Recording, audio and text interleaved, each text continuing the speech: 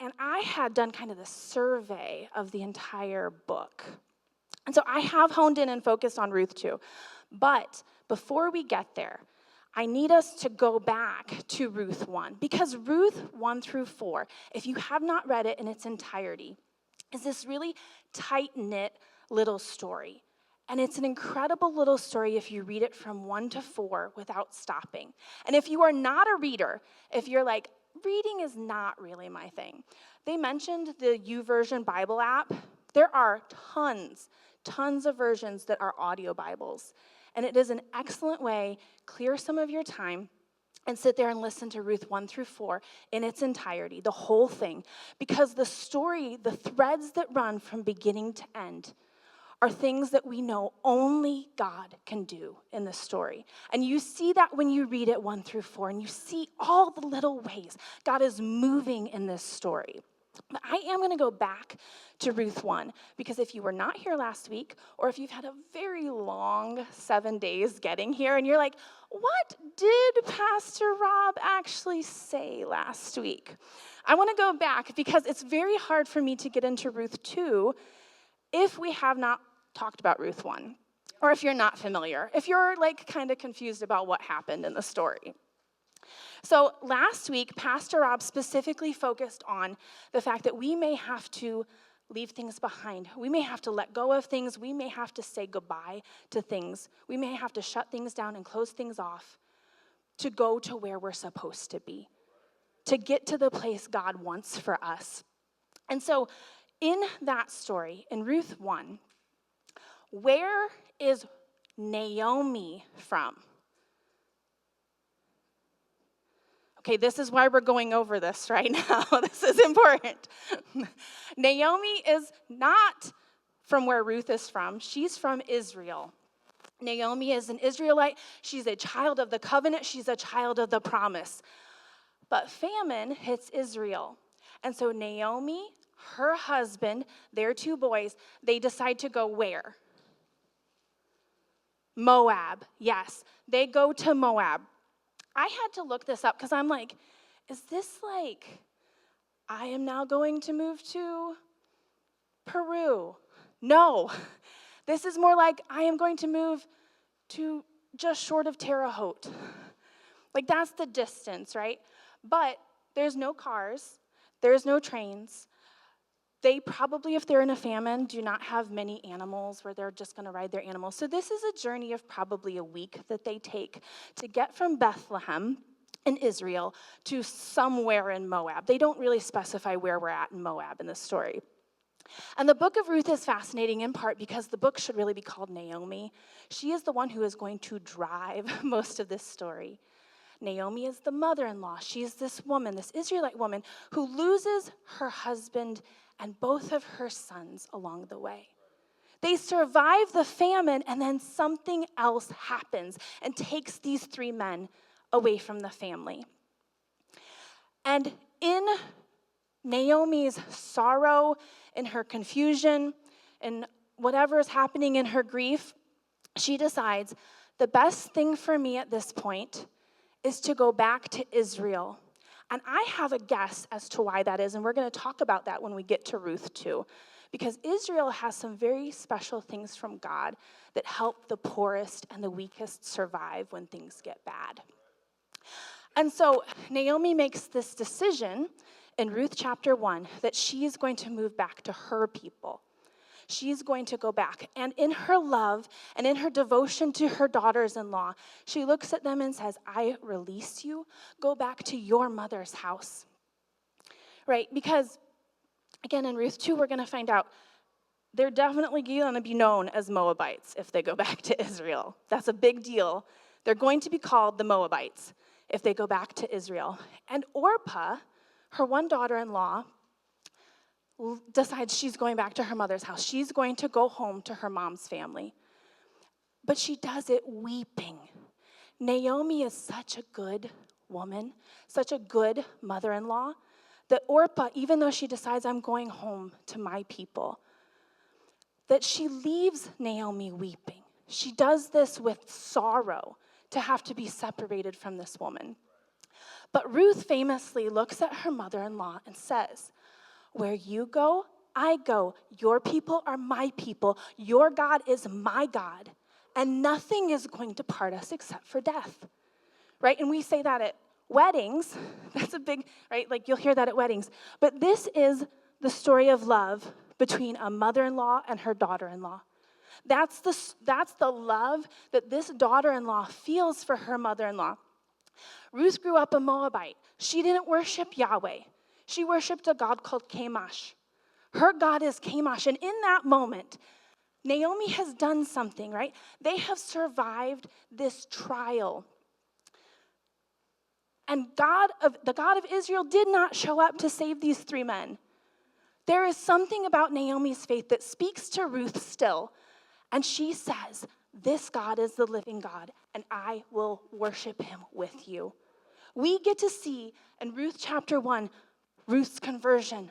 She becomes a follower of Yahweh definitively in that moment. We don't know exactly what she believed before then. But in that moment, we know she's saying, Naomi, your God is my God. I believe in this living God, even though things aren't going right, even though things are going poorly, even though things are bad right now. I believe in the power of this living God. And so she and Naomi decide to make this trek. Hold on one sec.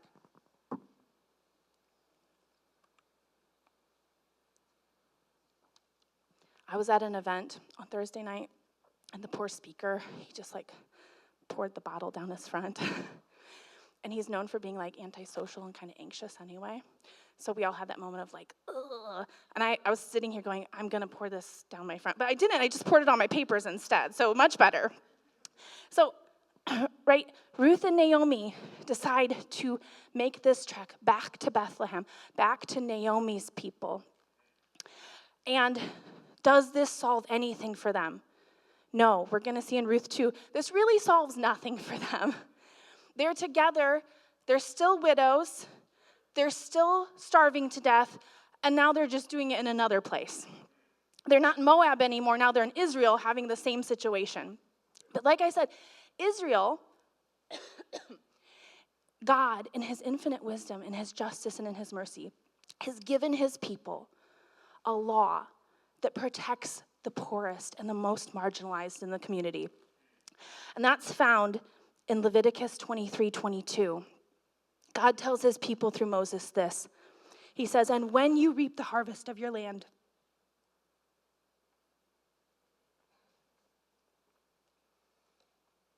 I think Ron mentioned those allergies. I've got that tickle right in the back of my throat, Okay, Leviticus 23:22 says this, and when you reap the harvest of your land, you shall not reap your field right up to the edge, nor shall you gather the gleanings after your harvest. You shall leave them for the poor and for the sojourner. I am the Lord your God. He's making it definitive. You need to do this. Where are the people doing it? We have no idea.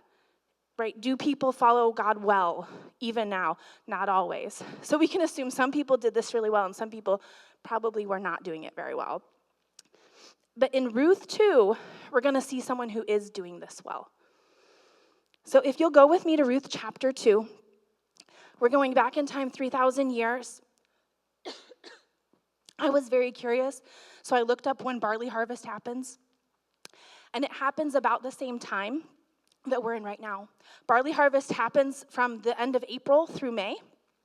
So 3,000 years ago, Ruth and Naomi get back to Israel from Moab, and the barley harvest is happening about this time of year. And we start up in Ruth chapter 2. And listen, I'm going to make some little interjections into the story as I read it. I'm reading the whole thing, all of Ruth chapter 2. I'm going to make some little interjections. If you don't really like that, I'm sorry, the ship has sailed. I've already made the decision. So I need you to just stay with me, okay?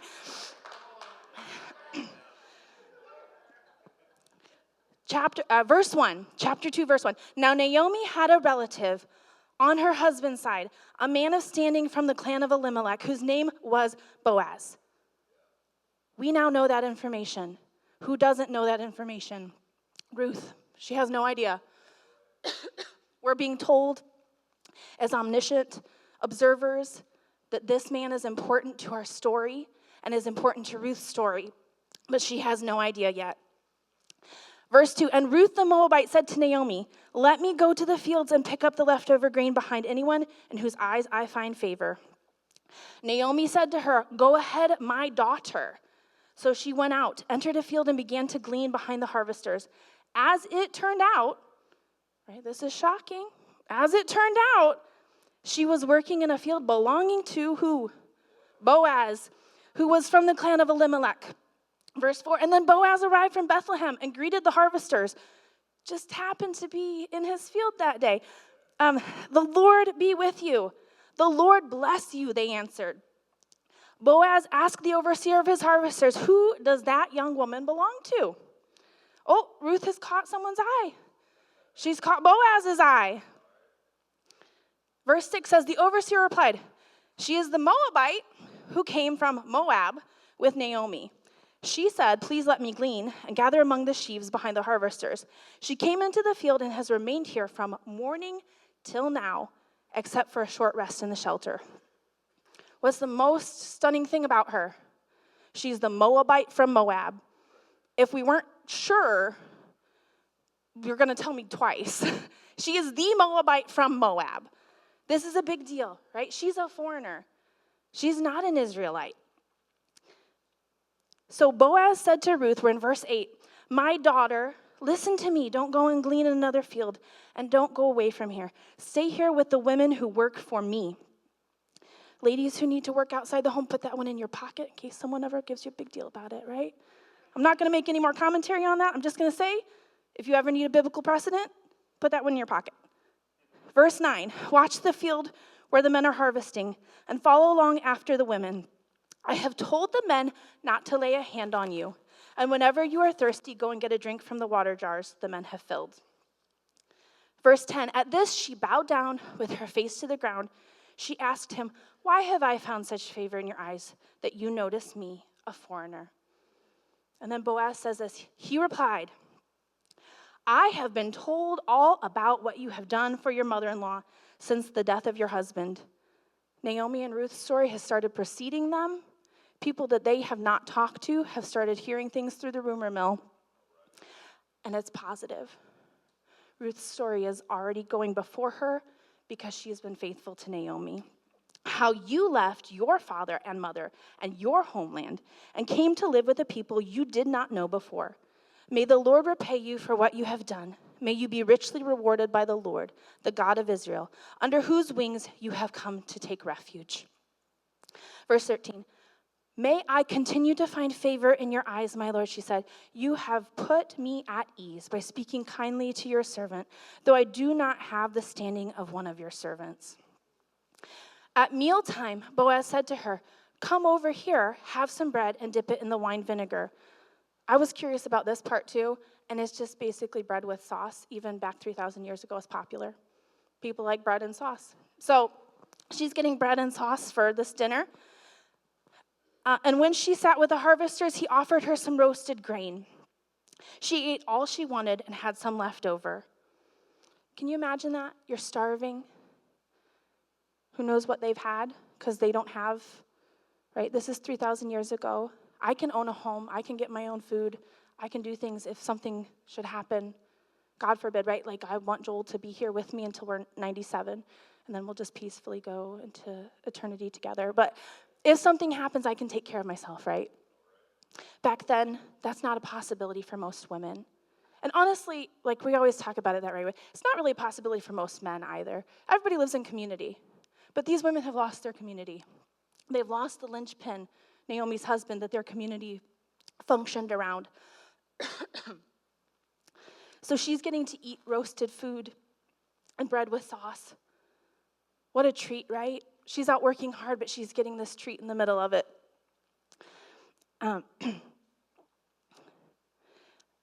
She ate all she wanted and had some left over. Verse 15, as she got up to glean, Boaz gave orders to his men. Let her gather among the sheaves and don't reprimand her. Even pull out some stalks for her from the bundles and leave them for her to pick up and don't rebuke her. So he's going beyond what the law says. He's saying be generous with her. And in that generosity, something happens. So Ruth gleaned in the field until evening. Then she threshed the barley. So she gets to harvest. She gets to glean all day. And now she gets to go thresh it herself too. So she's out threshing the barley she had gathered, and it amounted to about an ephah.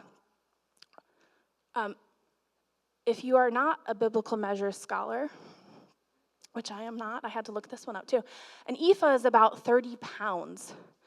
And again, that meant really nothing to me. I do not bake my own bread. I do not harvest my own grains. And so 30 pounds of grain, 30 pounds of barley, would feed a man who's doing things like working in the field for 3 weeks. So Ruth has provided for her and her mother-in-law, if they're frugal, at least a couple of weeks of sustenance and survival and 1 day of hard work. That's what she has done, but right, we know it's not just her. We know that God is behind this story, providing for her through Boaz's generosity. And then, after she has worked in the field all day gathering, she's gone and threshed it. She gets to pick up that 30 pounds of grain, and she gets to carry it back from the field back into Bethlehem. She gets to go back into town, and her mother-in-law saw how much she had gathered.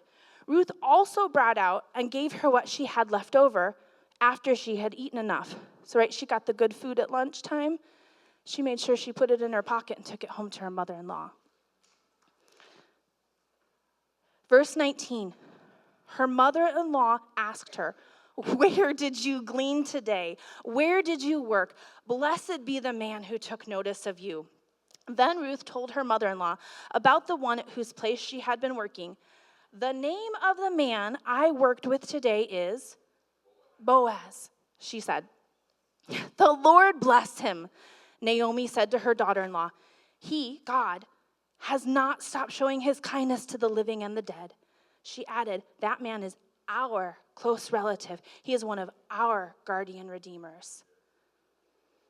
Then Ruth the Moabite said, "He even said to me, 'Stay with my workers until they finish harvesting all my grain.'" Naomi said to Ruth, her daughter-in-law, "It will be good for you, my daughter, to go with the women who work for him, because in someone else's field you might be harmed." So Ruth stayed close to the women of Boaz to glean until the barley and wheat harvests were finished, and she lived with her mother-in-law. Right? The story tells us that Naomi has a relative, Boaz. He's rich and prosperous, and Ruth just stumbles. Right? She stumbles into gleaning in Boaz's field. And we know because Naomi tells us that God is directing, right? God is moving, even in these small things, even in where to start harvesting so that they do not die. Right? God has moved Ruth into that space because he is telling a bigger story. He's got a bigger story unfolding alongside their story of loss, of grief, of survival. Right? There's a bigger story unfolding than just the love between Naomi and Ruth. I think Pastor Rob said it last week. We often see the book of Ruth as like this epic love story between Boaz and Ruth. That is not the epic love story in this book. The epic love story is between Naomi and Ruth. That's where the epic love story is happening. Right? And in this, we see how love gets put into action. Love with action is what we see in this story, because Ruth looks at what she has available to her. She is a Moabite. She is a foreigner. Obviously, from the story, we know her reputation is beginning to precede her. In this way, Boaz is saying in good ways, right? Like this is good things preceding her. But she is a foreigner. She did not bear a child to her husband, right? These are all kind of strikes against people, socially and culturally at the time, right? She didn't. You're supposed to produce an heir. That's what you do. That's part of what you do as a wife. That's part of your vocation and calling as a wife, is to produce an heir, to keep the land and the family, to keep bringing up boys so that they can work the fields and they can be good men and they can be righteous men and they can be in charge of things. This is part of your vocation as a woman at the time. And Ruth didn't do that. And I'm sure that preceded her. Does that make sense? Like, well, if Ruth had just had a baby before he died, they wouldn't be in this situation. They'd just be waiting for him to grow up and inherit everything. right? Because people talk about that still, like people say those kinds of things still today. So they're certainly saying it back then, right? And so Ruth does what she can, though. She puts her love into action, and she looks at the resources she has. What does she have? She has her young, healthy body. And so she takes that, and she goes out into the field, and she spends her entire day harvesting that, right? And this is a simple act of love. This is a simple act of love to her mother-in-law. And God uses that and begins working behind the scenes to tell the story that he is telling, right? Ruth can't possibly know the ending that she's stepping into. We know, we get to know the whole story, but Ruth doesn't. She just knows my love has to be put into action. My love needs action to it because I have to keep myself and I have to keep this woman I love from starving to death. We need food, and this is something I can do. And look, the laws of the land provide for it. I made the mistake of looking at what the chatter is about Mother's Day on the interwebs. Stacy is giving me a face, and you are 100% correct, Stacy. That is I was like, perhaps people are happy. People are never happy on the internet. I should know that by now. So it was kind of this like a dire space of either people being very like kind of boastful about the things that were like, I'm getting my vintage Ferrari delivered on Mother's Day, right? Like it was like crazy stuff where I'm like, I'm hoping my children don't spill food on me, like my family is doing more than that, but you know what I mean? Like, so there are people like using it as a platform to really boast about what was happening for them for Mother's Day. And then there was this whole other terrifying field. And we have jokes in our culture, right?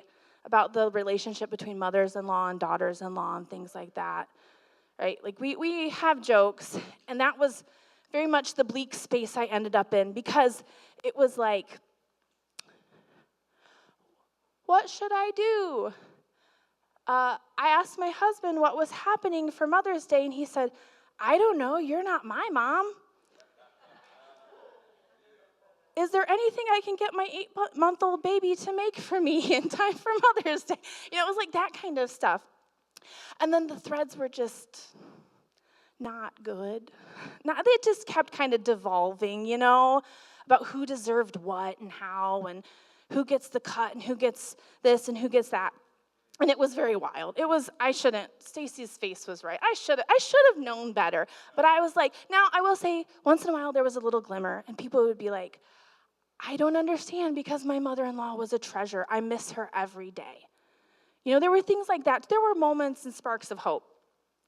But our culture has a competition problem when it comes to love, right?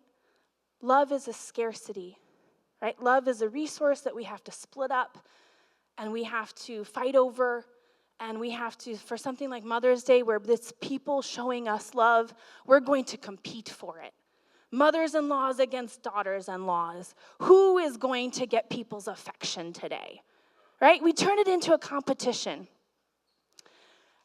And if we're Christians, right, we serve a God with an infinite amount of love because he is an infinite God.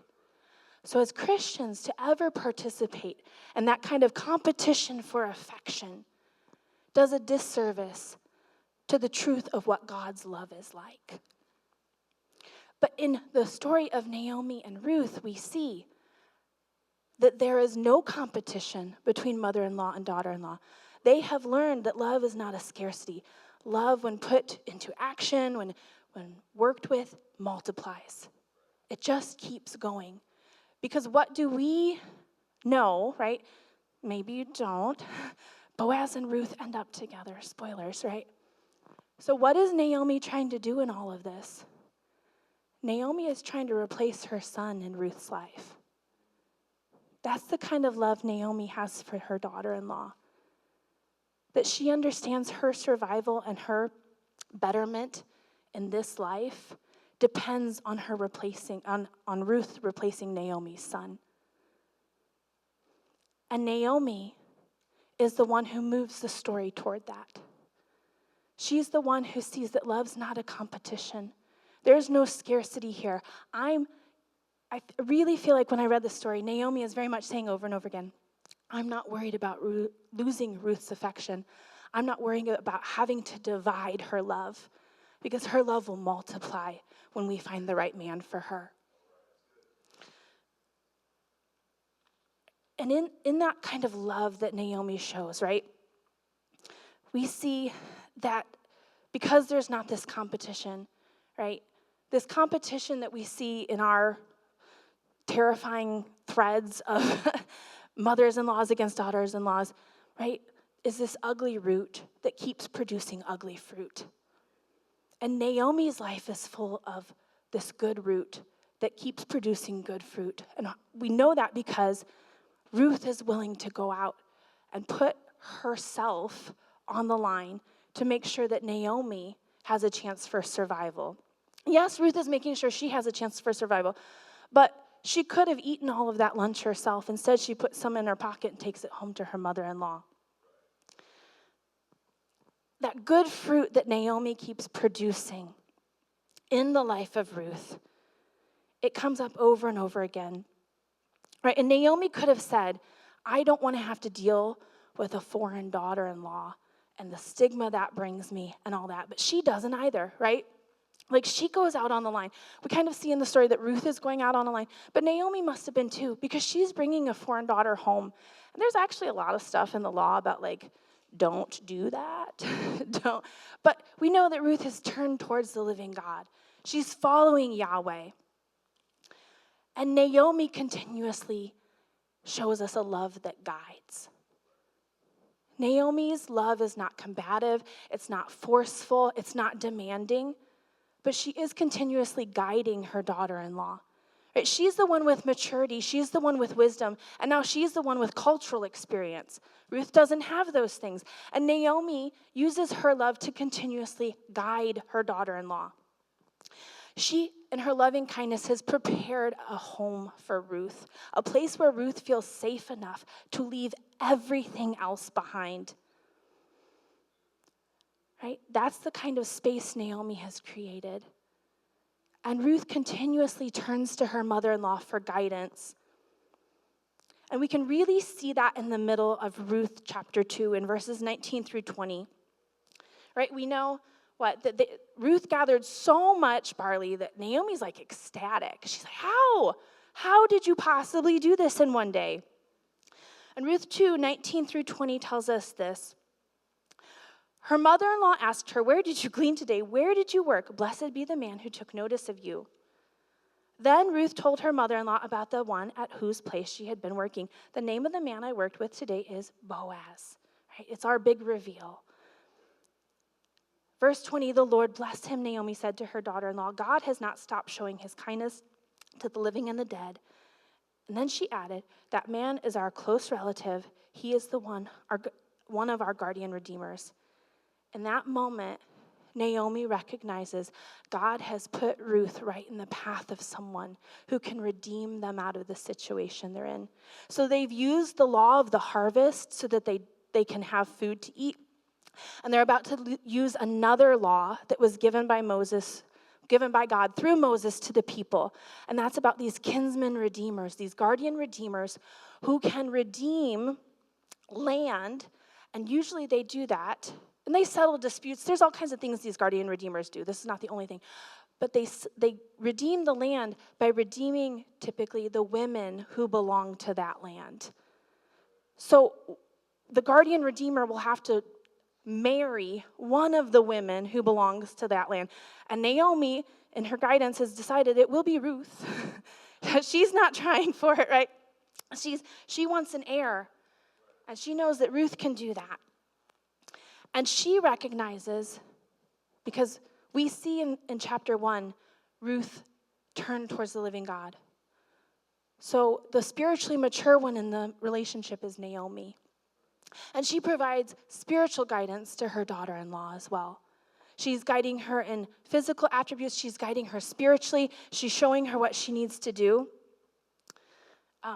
And There is nothing in the story that tells us that. So Boaz has noticed Ruth. Ruth has seen that Boaz is a righteous man, but it doesn't say, and Ruth was madly in love with him. No, it does not give us any of that indication, right? We know that Ruth has caught Boaz's eye, but has Boaz caught Ruth's eye? We're not really sure. It doesn't tell us that. But we do know that Ruth trusts Naomi enough to continue following her guidance, to listen to her when it comes to Boaz, when it comes to what happens. And I won't go too far because that spoils chapters 3 and 4, and that's not my territory. So, right. When Ruth follows Naomi's guidance in this way, she's rewriting her own story. She's rewriting Naomi's story, and she's stepping into God's salvation story. There's so much happening because Ruth looks at her mother-in-law and says, I trust you to know what's best for us in this situation. I trust your spiritual maturity in this situation, and I'll listen to you and follow you in this. I believe that you have my best interest in heart, and so I'll go with you here. And in doing that, she's rewriting so many things. And she's stepping into this story of salvation because if you do not know, if you have not heard the rest of the story, Ruth will be the 5 times great-grandmother of King David. Are there kings in the land at this time? No. We're in the time of the judges. A king in Israel isn't even something Ruth would think about. It's not something Naomi would think about. They're not like, hey, if we do these things, then God will line us up to be in the house of royalty. No. They're like, he's a righteous man who can redeem us and can move us into a space of safety and security. So we should take that chance.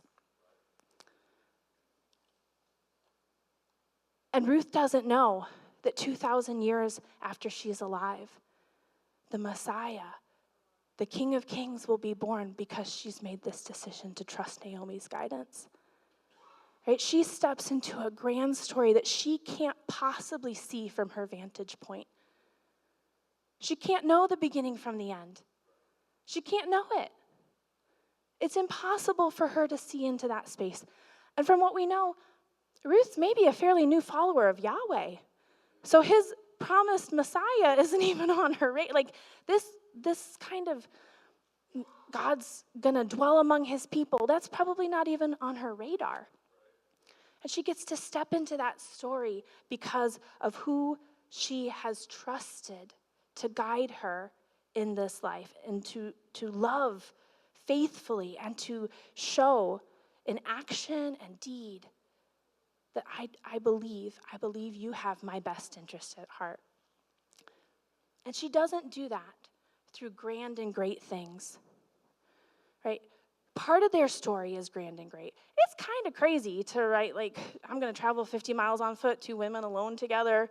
Maybe they joined a caravan, who knows? But it probably was a little bit of a risky situation. These 2 widows, like, we're going to go ahead and set out and travel 50 miles for a week by ourselves.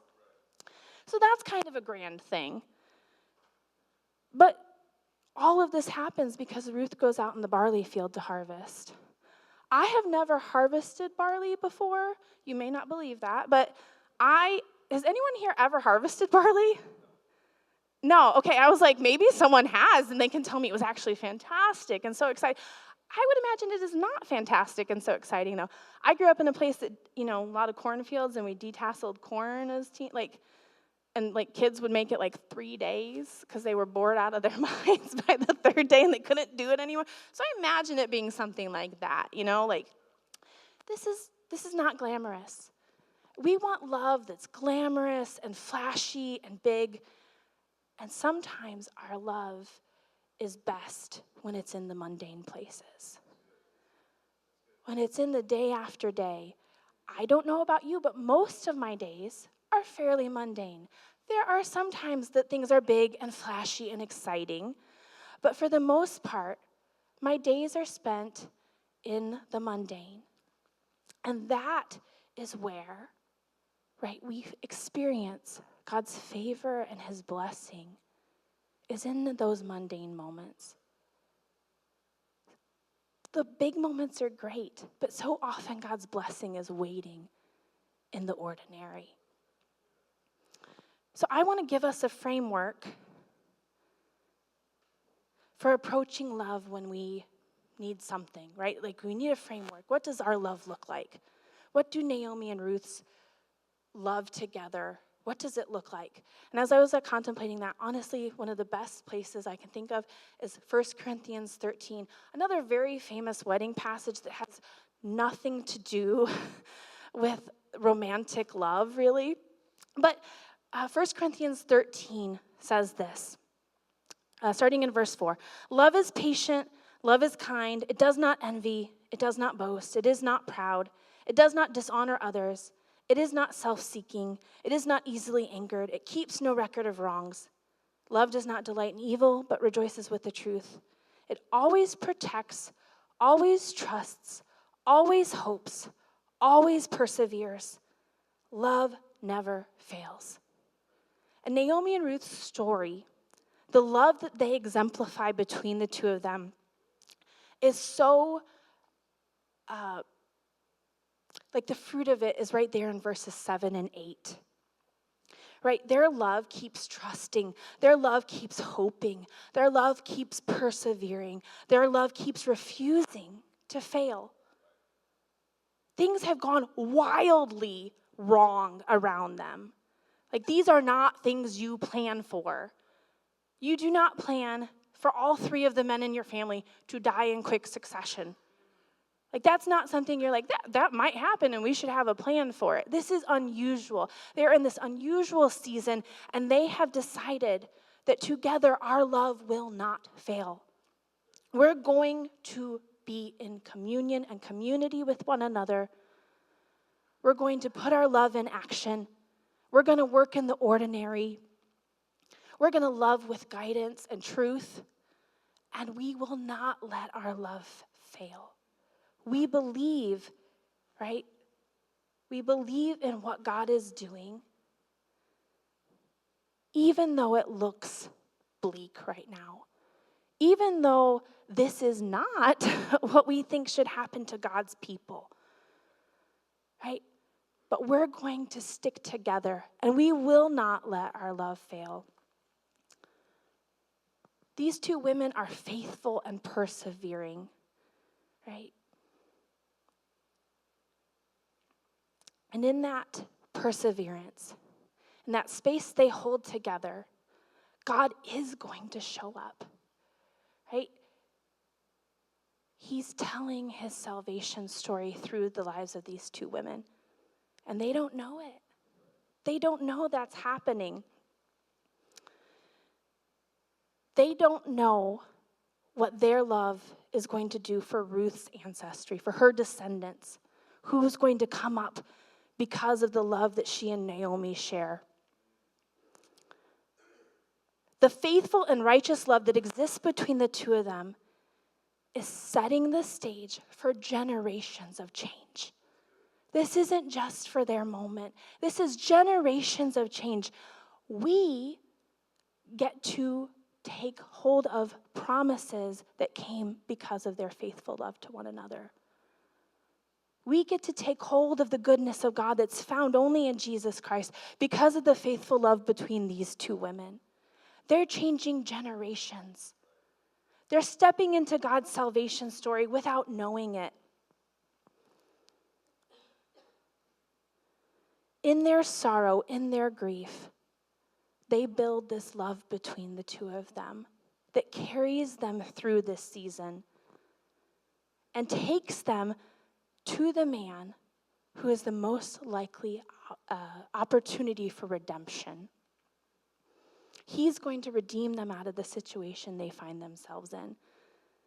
In chapter 2, they can't possibly know that, but they keep showing up for one another. They keep being there when they're needed. Right? And I want to be, when I read this story, I want to be like Naomi. I want to live in such a way that those near me They see the goodness of God, even when everything is off the rails and as bad as it can possibly be. That they see the hope of God in me so much that they'll turn to the living God in that moment. Right? I want to model a love that doesn't compete, but multiplies. That doesn't see love as scarcity, but sees it as this infinite reserve found in God's overflowing goodness. I'd like to invite Joel and the worship team up. We'll see how my child does. Pray for me, friends. Oh, he's coming. Okay, he's joining the worship team this evening. All right, I want to be like Ruth and be faithful in the mundane and the ordinary. It's what most of our days are made of. And we have this oversized expectation of epic love, right? And if it doesn't all feel fancy, then we're out, right? Boring love is what this story is about. This mundane, ordinary, we're out harvesting barley kind of love. All right, I really couldn't. I was like, if it's like detasseling corn, it couldn't have been very interesting. It's not glamorous love in that moment. It's a very mundane and ordinary love. But I want to be like Ruth and be willing to step into that ordinary love over and over again, right? Because that's where we show up for our families. That's where we show up for our community. Sometimes it's where we show up for ourselves, right? And in that ordinary space, it's where God's blessing is flowing. It's where he's pouring things out. We see that in Ruth's story. That's where he's pouring out the blessing. And Ruth's life is going to be incredibly blessed. Her story is going to, what happens in 3 and 4, right? It goes back into the epic. It's out of the ordinary, back into the epic. And that is for next week and the week after. So I want to close with a few questions for you. I have 5 questions, and I'd like you to think about them. And I want to open up this altar space, especially for the women, right? Like, this is Mother's Day, so make it about you. Make it about you. If you need a touch from God, if you hear one of these questions and it resonates with you, and you want to hear directly from God on it, this altar space is not magical. But sometimes when we move ourselves, when we get into a different space, it does something in us. It opens us up to hear from God in different ways. So these are my 5 questions. You do not have to do all 5. I will say that. Don't be like, I need to take all of these and try to. No, let God speak to you. Let 1 speak to you. Let 2 speak to you. Don't feel like I have to take all 5 on myself, right? Where do you need to put love into action? Where is it that if you put love into action, things would start moving, blessings would start flowing, right? Number 2, where do you need to stop competing in love? I've turned love into a competition. I'm treating it as a scarcity. I serve a God who is infinitely full of love, and I need to stop competing. Number 3, where do you need to multiply love? Maybe you recognize that love is not a scarce resource, but you're not giving love freely. You're not pouring it out freely, right? Number 4, where do you need to make a stand so that love doesn't fail?